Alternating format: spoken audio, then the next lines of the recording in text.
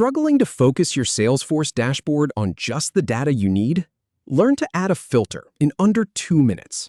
I will walk you through 8 simple steps, from opening the Dashboards tab to applying your filter. Let us dive in.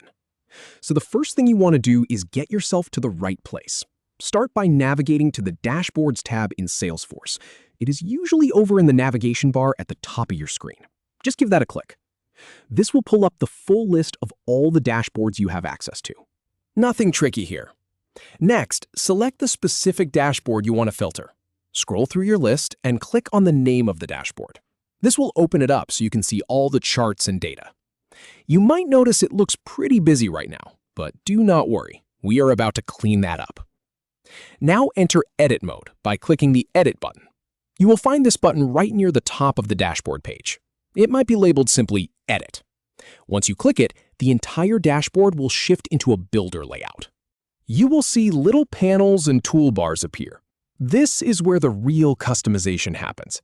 All right, so now that we have got that set up, let us move on to the fun part. Find and click the Add Filter button. This is usually located in the toolbar that appears at the top of the dashboard while you are in edit mode. It might be a button that says Add Filter. Give it a click. A new window or drop-down will pop up. This is where you tell Salesforce what exactly you want to focus on. And here is the really important part. Select the filter type from the drop-down. You will see a list of fields from your dashboard data. Maybe you want to filter by date range, or a specific sales region, or a particular product line. Whatever data you need to narrow down, pick that field here. Take your time with this choice. It determines exactly what data gets shown. Now, specify the filter value by clicking Add Filter Value. Once you have chosen the field, you need to tell Salesforce what value to look for. So if you picked a date field, you might type in something like a start date and an end date.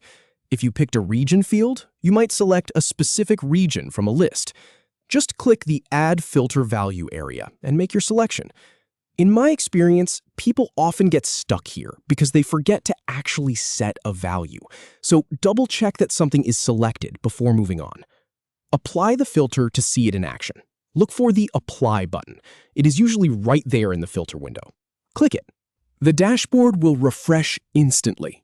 You will see the charts and numbers update to show only the data that matches your filter. This is where you get that satisfying moment of clarity. All the noise disappears, and you are left with exactly what you need. Finally, add the filter to the dashboard. You might see an Add button after applying.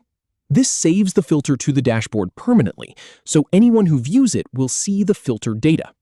Or, depending on your setup, you might just need to hit Save on the whole dashboard. Either way, make sure your changes are saved. Once that is done, you have successfully added a filter. And that is it.